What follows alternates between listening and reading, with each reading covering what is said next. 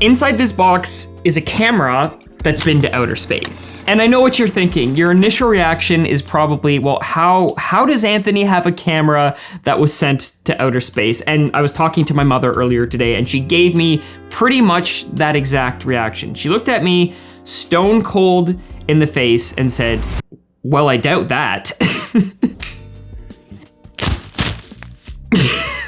So as some of you know, I have a long-term collaboration that I am doing with Hasselblad. And the deal is to talk about their cameras in a bunch of YouTube shorts. Although this particular video is not sponsored, so I'm allowed to say whatever I want, and I figured it would be a fun experience to talk about some of the history of the Hasselblad cameras that are actually on the moon, because that is what the YouTube short that I'm making is about. So I guess this is a spoiler or a precursor, because depending on when you're watching this, that short might actually already be out. I feel like I need to be more careful with this. So if you don't know the history of the NASA space program and the Apollo missions, when they were designing those programs and figuring out what equipment to bring with them, they actually collaborated with Hasselblad to make custom cameras that were intended to document the activities of the surface of the moon.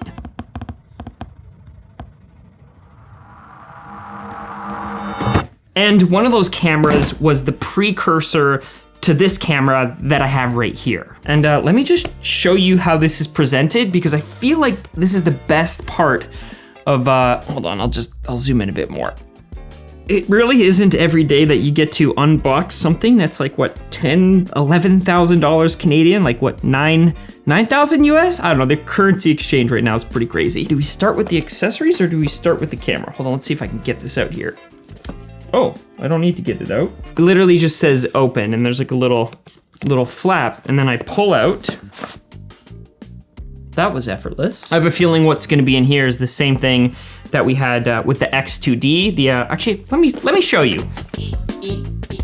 In case you aren't already aware, the previous unboxing video that I did was for this guy. So this is the Hasselblad X2D, and you could kind of think of it as their more like regular looking camera, like their workhorse camera. Like if you were gonna go shoot Hasselblad in a studio setting, or maybe go shoot landscape photography and you want something that's a little bit more conventional, this is the camera body that I would recommend you go after. But the one that I'm opening now is kind of similar in the sense that it uses the same sensor. But inside this, aside from silica packs, oh, looks like we have is this a trigger? What is this? Something else fell. I'm guessing this is some sort of trigger shutter release, but we'll save that. What's coming next? Oh, everything came. We have the instruction manual, which I will also put aside. What is this? I feel like this is too small to actually unbox. This looks like some sort of cover. I'm gonna guess this is some sort of cover.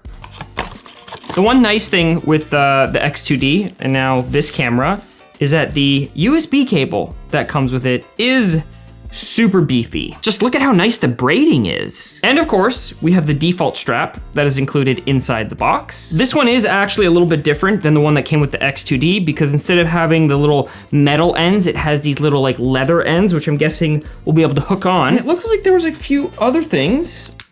This is literally the hardest thing I've ever. Plastic literally disintegrated. I can't get it off, but there is a charger. And I'm guessing this is some sort of hot shoe adapter. The fun thing about this camera is that there are basically 12 of these really expensive high-end cameras that were left on the surface of the moon, because when they brought them up to document things, they took their pictures, they then took the film and the cartridges out of the camera and then returned to Earth and left the cameras behind, because when they're making their re-entry, they didn't want to have all of that extra weight, because more weight means more fuel and makes the mission riskier. So instead, they left behind what are effectively these really expensive Hasselblad cameras. So if you ever figure out a way to get to the moon, maybe Elon Musk, if you're listening, and you wanna go retrieve the cameras as a piece of history, they're up there. All right, let's see if we can do this. Victor Hasselblad? Is that you? Now, the original 500 series cameras that they took to the moon were actually modified versions of the original 500 series camera. And what they did is they actually coated them with silver to make them more resistant to heat, because obviously when you're on the moon and you're in a vacuum, you have these really cold temperatures, and then you go around to the sunny side of the moon and you're getting hit with like massive amounts of solar radiation, and it gets a lot warmer. But they did also modify those cameras to accept more film than the default camera. So I think it was something like 70 photos it could take instead of the standard 12. And when you think about film, these weren't just regular film cameras, they were actually medium format film. So they were larger film so that they could get, I guess you could call it like larger resolution, but with film, resolution works a little bit differently, but just higher fidelity photos. But this is just one half of the camera. I'm gonna show you the other half. Also put the knife away just to be safe. All right, where's the best way to do this? Oh, that was so clean. I hope that came across on camera. So with a normal camera, you're used to having like a body cap and a lens cap. So when you take your lens off, you have something to protect it, or you have your sensor exposed, you have something to cover it up. So you would think, oh, this is where the sensor is. But if you take it off, there's actually no sensor. And that's because there's another piece that you can then take off. If I can do it, my first time doing it, there's actually nothing. There's nothing on the backside. This is just oh look, it's focusing on my face. Hold on. This is actually just a bunch of electronic contacts and mounting points. So I'm gonna put this back. No, and there's even, look at this on the bottom. There's actually multiple threaded holes, which is kind of cool. We'll see what that's all about in a second. So this camera actually has two halves to it. It has the 907X, and I believe this is the 100C, so the CFV 100C. Now, I'm gonna have to do this. I'm probably gonna have to put some stuff down here. Let's see if I can pop it open. Okay, trying to figure it out. Oh, nope, that's a port. How do I take the back off? Maybe I should pull out the manual. Going into the manual. Push and slide. Make sense? This one I figured out so easily. That one just popped right off. Okay, so this little button, you push and slide, and then that comes off. And holy man, look at the sensor. Now, what we do, you take both halves and you put them together, and you have the completed camera. And look how small it is. Look how tiny it is. So the reason that this camera is modular is because it actually interfaces with the V system that Hasselblad makes. So that is the old film system on the 500 series cameras, like the ones that were sent to the moon, and the 100 series cameras. Now, I mentioned at the beginning, the sensor in this is the same as the X2D, which might leave some of you to ask, well, what are the differences between these two cameras? And as I get to test them more, I am gonna probably talk about that in a future video, but the big difference is, of course, the form factor. So the X2D, mind you, it's got a lens attached, is bigger. The 100C 907X combination is gonna be smaller. It doesn't have image stabilization. So that's why I say if you're gonna be out in a studio setting or shooting in kind of like a real world environment as a working photographer, the X2D 100C makes a little bit more sense for that. The 907X is also modular, so you can get extra accessories for it. And even just looking at it now, there are all these little like contact points. You can attach a handle, you can attach probably this little accessory that I showed at the beginning. If I had to guess, it almost looks like it goes right on the top, side, left. The challenge that I'm already seeing with this camera is that because it is like chromed, it's a very reflective finish.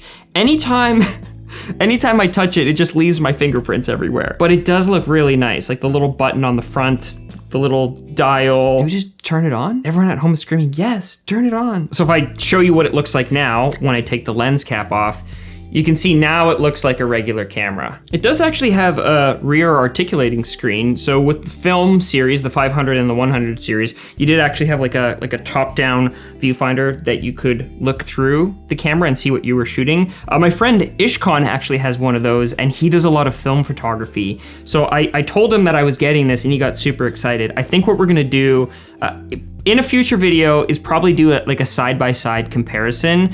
Obviously with film and digital, there's a little bit of a process there, but it will be really nice to see how the digital version of that 500-100 series camera, the 907X, compares to some of the photos taken on an old film camera. The battery in there? There's no battery in there. Oh, where's the battery? Did we miss the battery? Do I gotta get the battery? Oh, there's a battery in here, so why was it not working?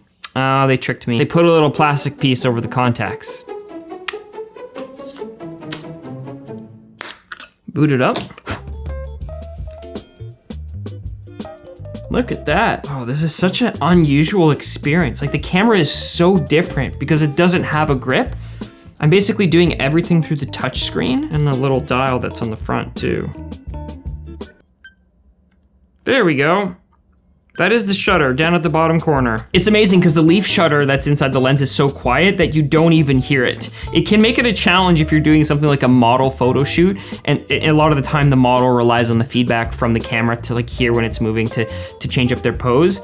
But very cool little package. I could see myself taking this over the X2D if I was doing like a really lightweight backpacking type trip and I wanted to shoot medium format, like really wide angle landscape shots. But I really wanted to show you this camera because you're gonna see it in future videos and I wanted you to know where it's coming from. So this is a collaboration that I'm doing with Hasselblad for more content. It just means I get to show you more cameras, I get to try new cameras, and at the end of the day, if we get to take some really awesome photos and get out and shoot, that's what it's all about. So until the next one, grab your camera, whatever it is, get out and go shoot photos.